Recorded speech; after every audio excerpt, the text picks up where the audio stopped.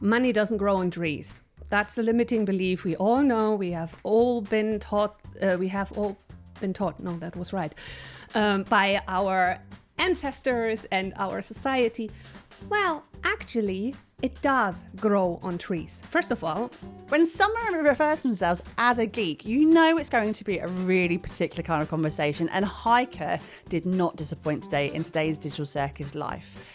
Today we discussed the fact that she moved from Germany to Scotland to start a brand new life. Her aspirations to have a tiny home in the next 4 years. We talked about the fact that her brain is wired completely differently to most people, with her black and white strategic brain and her intuitive brain as well serving her as well, which means she is the ultimate driving force for her clients. If you want to find out more about Heike, check out the description below. And whilst you're there, do make sure that you give this channel a little bit of a thumbs up and like it if you like what you see. And we'll see you next time on the Digital Circus Life. Heike, thank you so much for being with us today. Hope you're well. So we start every single podcast episode with one quite chunky question. Hope that's okay. What is it that you are trying to achieve right now? I'm trying to achieve the best possible future for myself and for others. Because when I'm in this place where everything falls into place, I can do all the things that I want to do by supporting others, by supporting good causes, and, well, supporting all those around me and who are important to me. Good answer. I know. It is interesting because one of the things we're finding on this podcast, like everyone has what we're calling commitments. They're at a stage in their life where there are other things going on, and I feel the answers massively reflect that, but always slightly different. Everyone's answer is different, but and then one of the things I like particularly about yours was the and others. You know, you're like, actually, I want to do this not just for myself, and for others. Now, is there, like, I don't know how to ask that without kind of implying something particularly selfish, which is not what I'm trying to do. What's the motivation about wanting to take other people on that adventure with you? I guess that's my question. Well, as being the person that I am, I love to help others. I always had this helper syndrome until I got it under control. And I love to see others thrive. And I love to help other people. Now, for me, coming from where I came from, I myself, was not helped by myself. I neglected this. So I found the balance to help myself, still finding it, so I can be the best version to help others. And because one of the best things for me in the world is when I have been able to help someone. This beautiful energy that you have when you have been able to put a smile on someone's face, or show them that they are appreciated, or give them a new idea. Can I swear? Yeah. That's the More best bloody out. thing in the world. And so, yeah, it's I love that. So Heike, you currently work in a coaching space. Has that always been your end goal in terms of what you wanted to do with your life? Have you always wanted to work in coaching and branding? Oh, no. I always knew there is something in there for me, and but I denied it to myself. Because there are limiting beliefs a lot. There is my upbringing, which was very toxic and very, very abusive. And so you do not allow yourself what you have been made for. And you do not allow to have your purpose come out. And so the universe, as usual, sent you on a roller coaster. And at one point you need to listen. You have to listen, or it is a repetitive circle, which you can't break. And the moment I listened, all of a sudden, all the things fell into place. And I have been rummaging around in my life in various jobs and have applied all my knowledge to everything I do. And so, at one point, the universe threw me a really, really big curveball. And I got it And I finally submitted, and I used this on purpose, submitted to my purpose. And all of a sudden, everything fell in place and was done within a couple of minutes and just a couple of days. And here I am. So let's delve into the purpose part then. I also thought Emily was going to say something, but clearly she didn't, and that left me there. So isn't that a fascinating place to be able... Do you want to start? No. I'm absolutely laughing at the fact that the tech always fails you when you're trying to be profound. And it's like, it was a pinnacle moment of, oh my God, the purpose. And then, da, da, da, typical yellow tuxedo right there, isn't it? Carry on, Alan. I know. Well, no, I want to know. So if you're in the amazing position to have actually worked out your purpose, what is it? Is it helping others? Is there something else to it? What do you see that as a defining thing? Has it ever changed? It definitely is helping others. It is empowering others. It is also kind of educating, helping them connecting the dots, because my geek brain is very unique in parts that I can always see the bigger picture. And there are always things like, best example, which I've used lately, money doesn't grow on trees. That's a limiting belief. We all know, we have all been taught, no, that was right, by our ancestors and our society. Well, actually, it does grow on trees. First of all, money is still made of trees in many countries. That's one thing. The other thing is, if you ever had an Amalfi lemon, which is super expensive, one of the best lemons in the world, that thing grows on trees. So there is money on trees. Olives grow on trees. So there is money on trees. So it is these things that I love to do because I see, well, a bigger picture. I see more dots. And that is an ability where I can help others step out of their tunnel vision and see the broader picture and implement changes as well. And it doesn't matter who it is.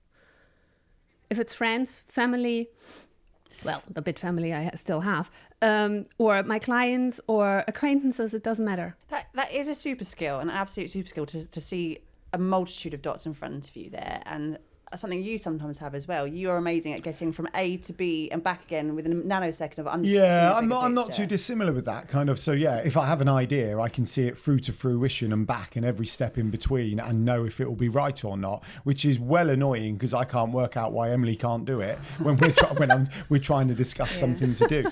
But then, it's interesting when you do realise other people can't do it like you, and then you're wanting to help people with that. Absolutely. Yeah. So Heike, with that super skill, what was it that led you to Scotland? So I'm thinking of from your A to B to see where you could get to in terms of what you're doing now. What was it that made you have to take that leap to Scotland, and why would you choose Scotland for that opportunity? That is an excellent question, because it is something that comes purely from my soul. And I wanted to come to Scotland because I had seen it not online, on telly. That was the time when I was still watching telly. My mum loved the Edinburgh military tattoo, and we watched this, and she was a huge Scotland fan. She has never been here though. And so I was kind of indoctrinated already.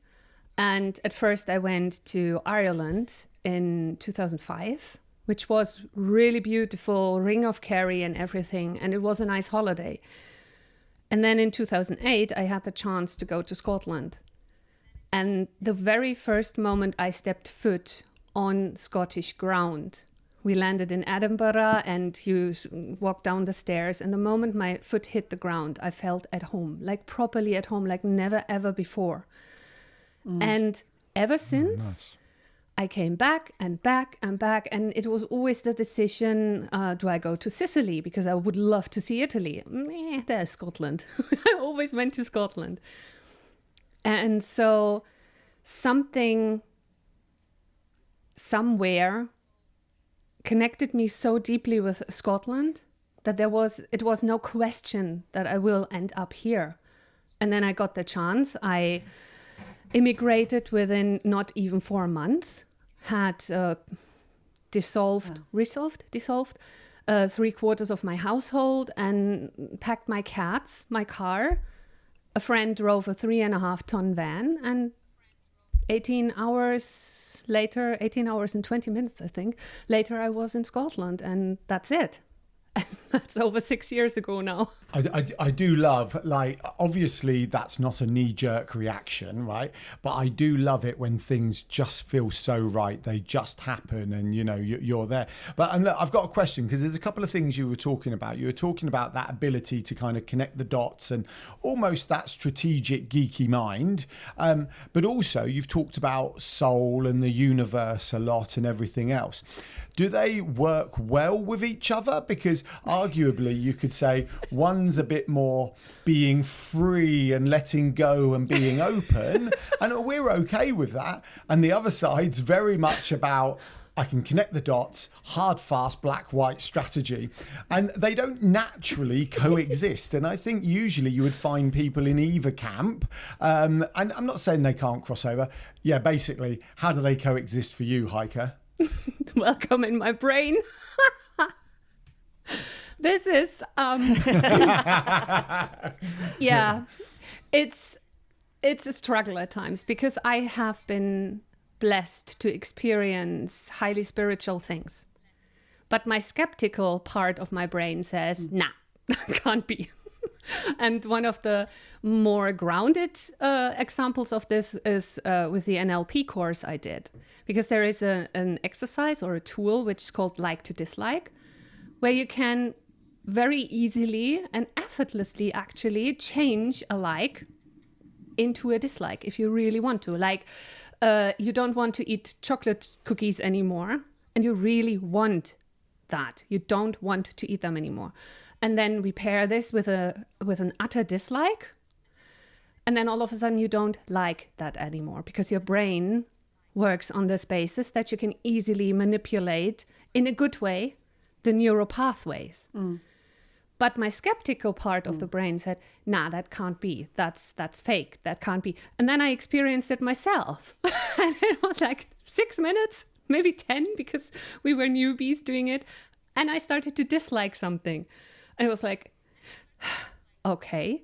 So there is always a struggle between my intuition and my logical brain and my skepticism. So there's always this back and forth going on, this yin and yang. And frankly, I love it, because it is annoying at times, but it is fascinating to observe and what comes out of this as well. It is incredible. And again, you work in such a creative space as well. Do you find that there is a part of those things that combat each other that ends up leading? Do you have one that's more dominant than the other? Ooh. Indeed. Ooh. I like these challenging questions today. Yeah. Most of the times I would say now, in the state I am now, that I am, they live in harmony. They come to an agreement. But when I'm in a bad place, when I'm stressed, when I didn't sleep much because I played Skyrim too long, it's like my ego, my conscious brain takes over and doesn't let the things happen as they should be happening. And so this is where sometimes the struggle starts of finding the balance. I get that. It is. I think we always talk about this, just kind of added in, like we're quite happy kind of ticking along. I can't think of a better way to explain it. But when the tiredness kicks in and everything else, oh my God, it sends everything off kilter. And, kind of managing those things, just trying to get a good night's sleep. That's why we always joke about going to bed at 9:30. No, we go to bed at 9:30, So, but yeah, I'm with you on that, Heike. I absolutely agree. I always find it fascinating. We've spoken to a few people recently about opposing things in their brains that just don't work cohesively together. One of a good friend of ours on the school run, actually, she's a psychotherapist, and she said it's really tricky because she deals with chronic fatigue. So she's consistently tired and she's always needing to go for naps, but also she has ADHD. So she's like, my ADHD brain is not helping my fatigue brain, and my fatigue is, and she's like, how do I, like, I'm fighting against myself. It's not even outside influences there. But I do sometimes think, especially with yours, they are superpowers. And I think that gives you a really unique respect, especially in the industry that you sit in at the moment. That's a really unique perspective. And I imagine your clients can really sort of benefit from both sides of that brain. Yes, the testimonials say they do. I would say they do benefit from it. Because this unique ability to combine the logical mind, my knowledge, like the mentoring part, and then the intuitive part with the coaching and the NLP, which is also science-based. So it's a beautiful combination of all the things possible. It's like what you do basically as well, because you tell people, okay, here's how YouTube works. Here's Acrobat, how it works. There is Canva. This is how you can utilize this. This is how you can marry them all together. There is not one single path. And so you have basically the tools, and I work with the tools of the mind as well, and then add the physical or tangible tools where you can choose what you want to work with and make the best out of it. I really love that. I think, and the toolkit can be quite vast, can't it? And we find that with some of the clients that we work with as well. You only know what you know in your own brain. And for the types of clients that we've worked with who are not necessarily the most technically minded, they are so far down one path because that's the only thing they know, and it's giving them that opportunity to open it a little bit wider. They don't have to use every single thing in that toolkit, but to know that there are things that they can pick and choose and adapt and change to suit their lifestyle and their business need as well. Well, it's similar, because I think our motivations of what we do work with our, I was going to say clients, but I don't think that's fair, other people, right, rather than just clients, is we also want to kind of help other people achieve stuff and all that great, amazing things.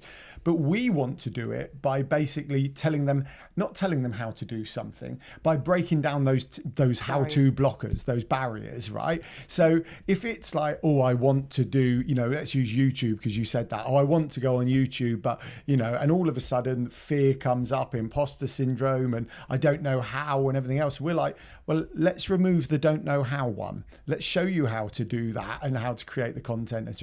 And it's very similar, because we want we wanted to motivate by doing that. That's where your coaching side of because obviously you work in a branding space, and that could be easier, very black and white transactional. Here you go, let's understand your business, let's create your brand assets, and off you go.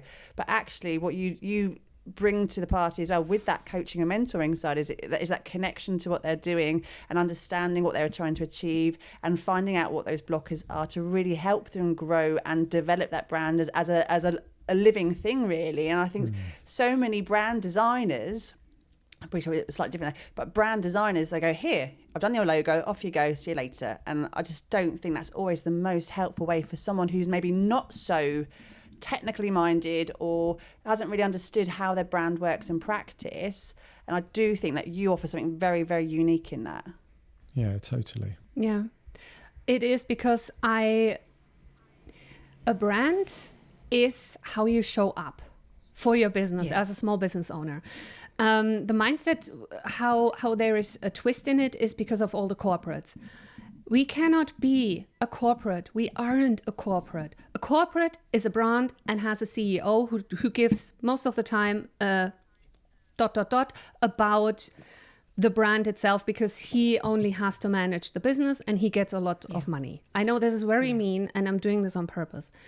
But we, as a one-man, two-man show, we are the center point of our business. When we do not show up as our own business / brand ambassador, and when we don't know what we are actually doing, when we don't know the power of having a backup in form of a brand, we are struggling to be out there. And you are the perfect example in terms of yellow. You have the brand married into you. You have basically the threesome of your brand, you and Yeah, sorry, I got excited then. I'm sorry, it's taking a whole different conversation. You're also talking about threesomes. We had Jackie Goddard on the show a couple of days ago talking about sex toys. This is a whole different kind of show. I mean, just for the record, I'm fine with it. I love this. But yeah, see, there you go. But you have the brand embodied. You love yellow, you wear it, you show up all the time yellow, and in the minds of people, you have Emily, Ellen, Yellow Tuxedo, Digital Circus. It is all there. You have it spot on. And that is also because you seem to love your brand. I don't know what's going on behind closed doors. Maybe you have a sex dungeon for your brand and yourself. I don't know. Emily, have you been telling people? Have you been telling? Yeah. But that's exactly what a brand can do. It is your backup. It is your partner. It is everything. And you always know what to do because it is always the same. You have always 1, 2, 3 colors. You have always a logo. It is always there. And you have strategies and guidelines that tell you exactly how you apply it. And what better thing can there be than someone who's that steady and steadfast in your life? Yeah, it's true. It is very true. So, you go, Alan. It's Sure. okay. Yes. Okay. So I'm kind of enjoying hearing this. I like the two parts of your brain working together and how you clients. I've looked at your history on LinkedIn. I've done stalking or due diligence, whichever one you want to call it. Stalking. But what I couldn't quite worked out, of course, what I couldn't quite worked out is why you're now in this branding space. Where's that come from? I get the helping people. I get the wanting, to work with people. I get all that. I can see where that's coming from. I can't quite see the branding part. Is there a reason why you're now in that space? I've always been for 20 years, but I'm not advertising it because, I'm 46. I don't want to have my whole history on my LinkedIn account, actually. So, you're 46? Yes, I am. I did presume mid-30s, but I've never been remiss definitely to had say you pegged for in anything. your Thank you. 30s. That's only because I dye my hair. So good I work. have a long history. I'm 30 years marketing, 20 years graphic design and brand specialist. And before I immigrated to Scotland, I was 10 years in a company where I did everything. I had trade show management, I had international sales, I had marketing, I have had graphic design. So I was super, super blessed to have a job where I can apply all of it and not just one single thing. Because for me, it is, for myself, it is boring when you have only one skill. I always want to know more. I always want to see, okay, how does this fit together with that? And what is this? Actually, that is the same as this, and so I have quite a history in jobs where I was still able to do the marketing for example, I was a truck driver at one point because I wanted to drive a truck, period. So I was a truck driver. I did this for 3 years when I was 21. So it's a long time ago.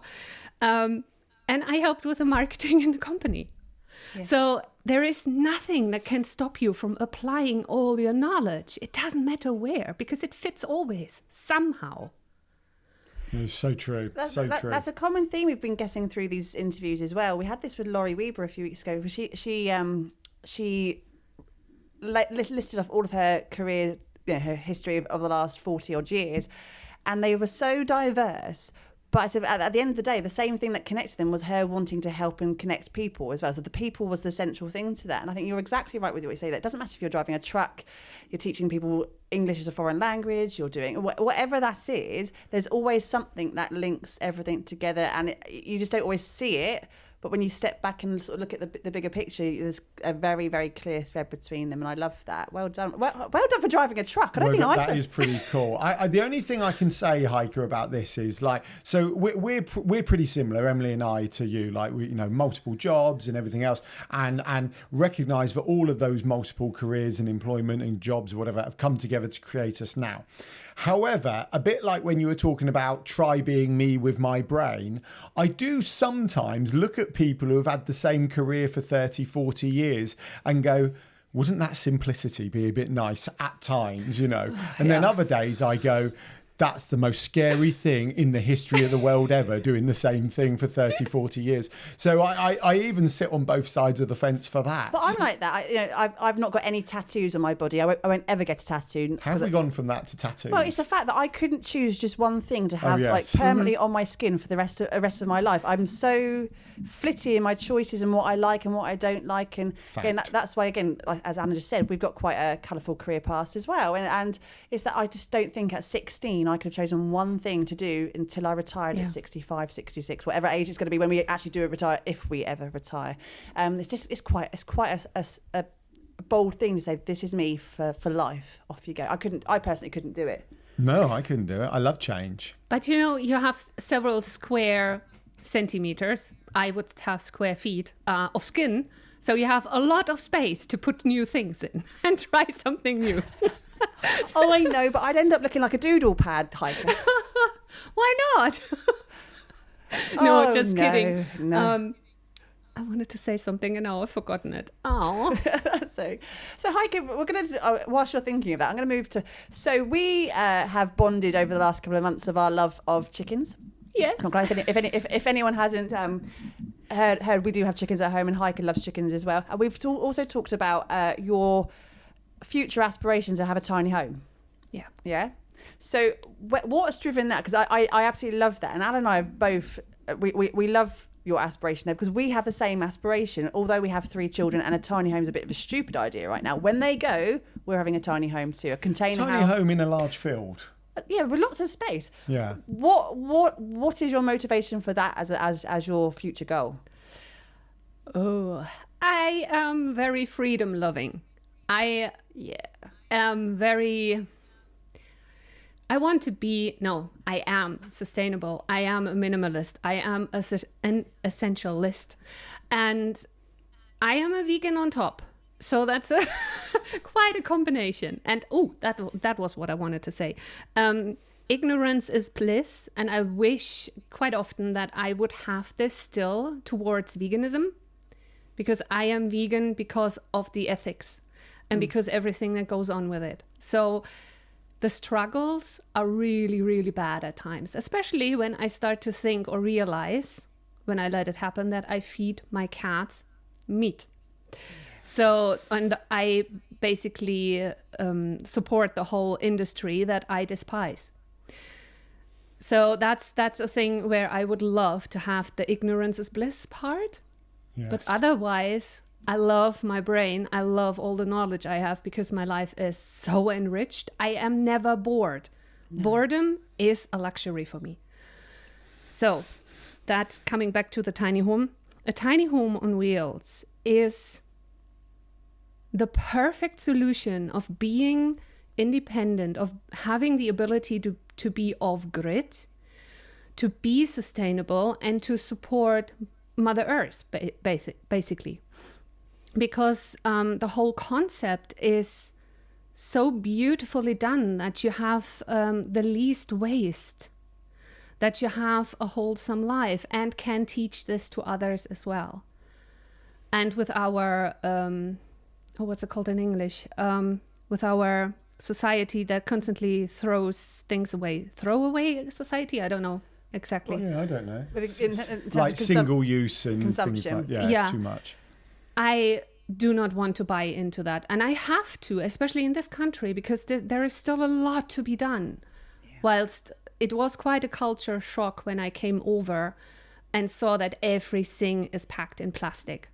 Still. It's unbelievable. It's unbelievable. Yeah, and so there is so much I can do. And being off-grid is like, government, you can't touch me. You can't track me. I don't want to be tracked. And there is a lot to it. I'm not a conspiracy theorist thingy, but I do not like to be controlled all the time. So there is so much to this tiny home. And then the tiny home itself allows me to have my garden, allows me to harvest those fresh grown carrots and potatoes and the sugar peas. Sugar snap peas. Yeah, which is the best thing ever when you just go and pick them up Fantastic. and eat them. And I can have my chickens. I can have fresh eggs, which are the best ever when you have, and you know that, free range, proper, real, happy, free range chicken eggs is the best thing ever. So there is so much happiness in that bottled up, because it brings us also back to our roots, because the human being is not made actually to live in houses all the time, to have their feet in shoes all the time and be disconnected from nature. So Heike, what's the time frame for that then? Yeah. It should have already happened last year. But so I am 46. In the next 4 years, it has to be done, period. And it will be done. No, so I know we're going to slowly wrap up, but I have a question on everything you were just saying and the ignorance is bliss part, because it is tricky, right? So you were talking about kind of being a vegan and feeding the cat meat and everything else, but it's also like having a tiny home in the country where you're self-sufficient, etc., etc. But then you end up wanting to be on the internet, and you end up buying things like, I don't know, like Starlink from Elon Musk, and your milk still comes in plastic, and it's like that trade-off. There is no real escape, I think, from everything one may be trying to escape from. So once again, how do you deal with that? How do you accept that you may need to embrace compromise? How are you going to cope with the compromise? It is just the conscious decision of, okay, I am doing this now. It has this and this effect on someone, on something, but I'm doing the conscious decision. And that is, for me, the trick with everything related to veganism, sustainability, and everything like that. Some things need to be done because we do not have the choice. And you just need to be conscious about it. It's the same when you are a meat eater and you demand you have your meat. That is in itself okay, because I still miss bacon. After all these years, I still miss bacon, and it's excruciating when I walk down a street and smell fresh bacon. Yes, the smell. It's like, oh my God, stop torturing me. But when you're a meat eater, make the conscious decision that you know that there is animal cruelty involved, that you have killed in the moment you buy it, have contributed to killing a living thing. And make the choice that you buy meat which is of higher quality. Make the choice to as good as you can, contribute your part in making it a little less cruel. Buy from someone who has a cow around the corner, a farmer. Support the farmer as well. So you can always choose. Yeah, agreed. We have a great butcher's local to us. They're called the Considerate Carnivore, and they are all about sustainable meat industry, and I love it. I absolutely love it. And you would happily, and we would happily pay that extra bit of pound on that, purely because we know that it's ethically sourced. Mm-hmm. The animals have had a great life. The carbon footprint now that it comes within a 20-mile radius of the butchers, so it's not being driven from Scotland, and that is a massive deal for us as well. Yeah. Right, I could talk about this as a conversation for an entire other podcast, Heike, but we are going to slowly wrap up, and we have one last question for you. One last question, and it's the same for every single episode we do. If you could go back to any time earlier than you are now, I can't believe you're 46. Generally, that has shocked me today. Shocked. Good work. Good skincare. Anyway, Heike, if you could go back to your younger self and you could put an arm around you like this and say one thing, one bit of advice for how it's going to pan out, what would you say to your earlier self? Never give up, never surrender. Never surrender. That sounds very D&D. It's actually sci-fi. It's from a sci-fi movie, but it states pretty much everything for me. I'm not I a, love that. not It's about a giving up person. I think this last question's been quite interesting. So there's not a difference, because ultimately, you know, it's what you're saying, but there are some very subtle differences in between each other's. And I'm now thinking about mine, which I won't say because Emily and I will interview each other eventually. And mine is so different to what most others have said. Yeah. I find it fascinating. Right, on that note, Heike, thank you so very much for being with us today.